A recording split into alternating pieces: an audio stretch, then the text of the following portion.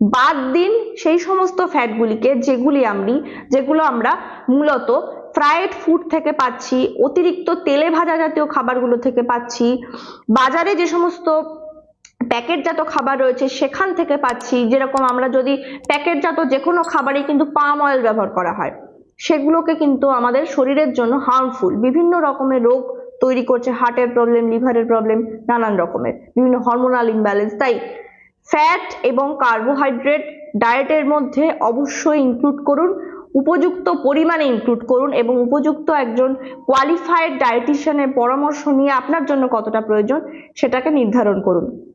এছাড়া প্রচুর পরিমাণে প্রোটিন খাচ্ছেন সেটাও নয়, প্রোটিনেরও একটা নির্ধারিত মাত্রা রয়েছে, সেই নির্ধারিত মাত্রাটি মেনে চলুন, না হলে কিন্তু ডায়েট করতে গিয়ে কার্বস এবং ফ্যাটকে বাদ দিয়ে আপনি শুধু শুধু প্রোটিন খেয়ে যাবেন, উপরন্তু গিয়ে দেখা যাবে আপনার শরীরে কিডনি বলবে এবার একটু থামুন ভাই, না হলে আমি আর পারছি না।